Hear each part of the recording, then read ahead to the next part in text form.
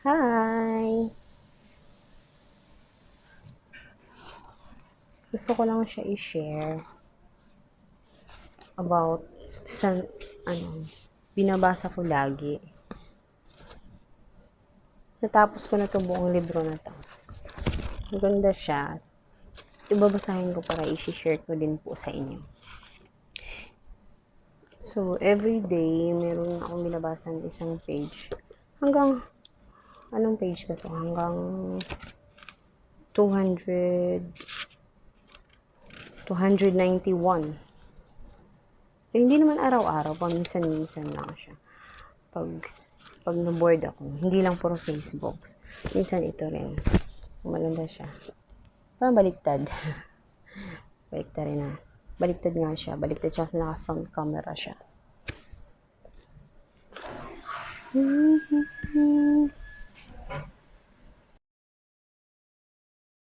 Uh-oh.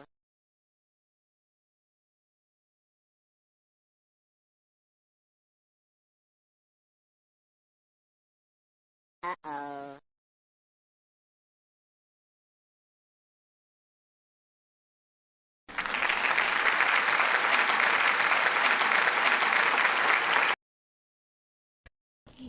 Front ko yung camera kasi baka mali yung babasahin ko. Kukoreksyonan niyo ako. Walang magawa. Tapos, sana ba tayo? Mas maganda siya. And sometimes, this is a good advice, as many things are beyond our control and worrying about them will not make any difference. And we can often be so focused on the future that we miss out on all there is to enjoy in the present moment. But this advice has a serious downside. Just live your life. Just live your life to the fullest. Can lead us to turn our back on our most sacred privilege, our ability to choose our own path. In the guise of freeing us from stress and struggle, just live your life can actually have the sinister effect of preventing us from making the most of our life. With the injunction to just live our life becomes a license not to choose, we end up being pulled along by others' choices, simply behaving the way we always have in the past, passively reacting to life rather than actively creating the life that we really want to be living. To make the most of our life, we must first of all choose to choose. This is the fundamental truth underlying all other choices. We must commit ourselves to the idea that there are far more possibilities than we normally see, and then to the effort that it takes to examine these possibilities and choose the one that is best for us. English teacher kayo. Tagbo-tagbasa.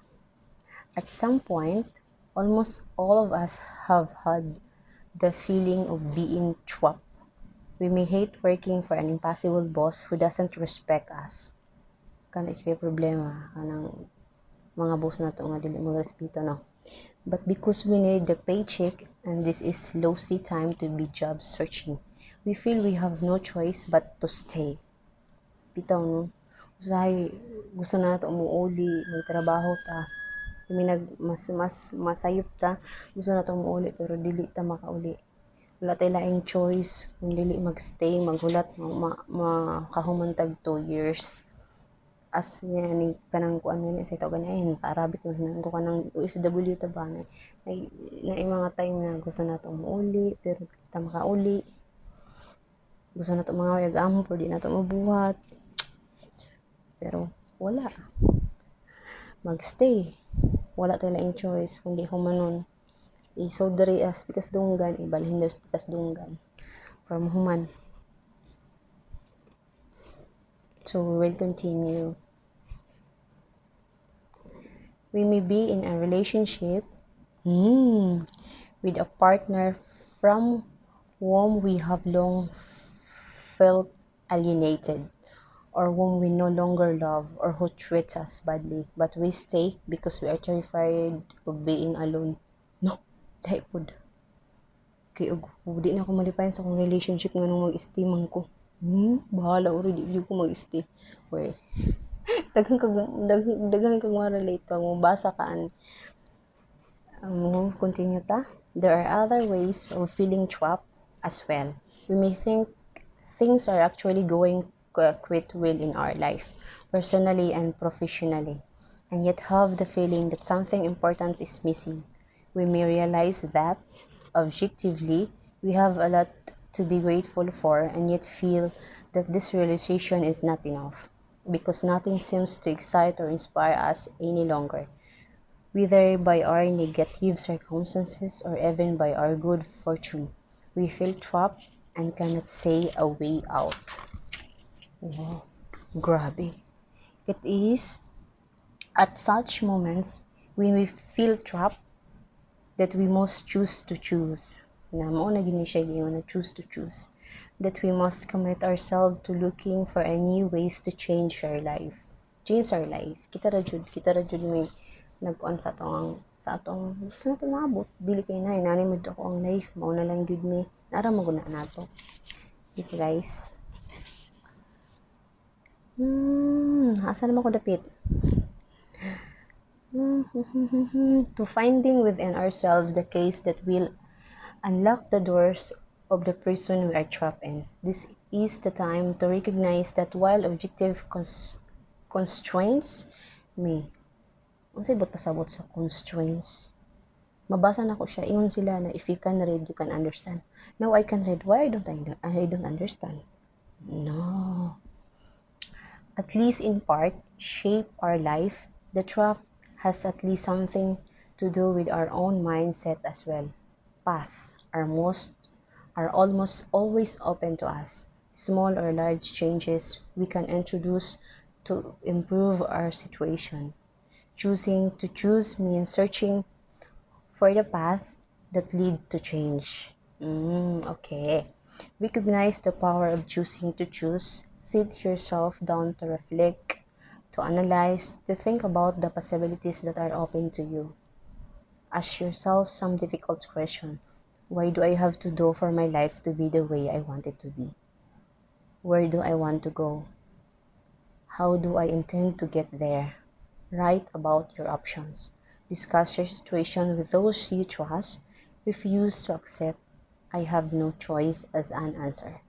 Choosing to choose is not easy. Correct. It requires not only effort but also courage. It is about being deliberate and strategic instead of just going with the flow. It is about charting a known path instead of resigning yourself to the road already taken. It is about being willing to struggle and fail, rather than succumbing. What do you mean by that? The comfort of the safe and the familiar. Choosing to choose does not guarantee a solution to the feeling of being trapped or to any other difficulty that you may be facing, but it's the mindset that increases the likelihood of finding a solution. The mindset that is required of you if you are to realize more of your potential for success and happiness. So what will it be? Do you just live your life and passively resign to your predicament? Or do you choose to choose and actively create the kind of life that you want for yourself? That is the choice that you have at every moment. A choice that is pre-secret. What do you mean by that again? For taking advantage of the choices that are ahead of you in this book and of the many more that can help you create the life you want. O, di ba maganda siya? Maganda yung laman ng ano niya. Nabasa ko na, pero matagal na kasi. Or marami akong natutunan. Marami akong naisip. Marami akong bakit pala dapat pala ganito, dapat pala hindi ganyan. Marami. So, I hope nasabtan niyo ang gibasa. Kaya ako sana yung mga words na nakasabot ko pero din ako siya ma-explain. Kung unsay Bisaya or Tagalog. So, di na ako explain kamo na lang sabot. Bye! Please don't forget to subscribe. Thank you. See you tomorrow again.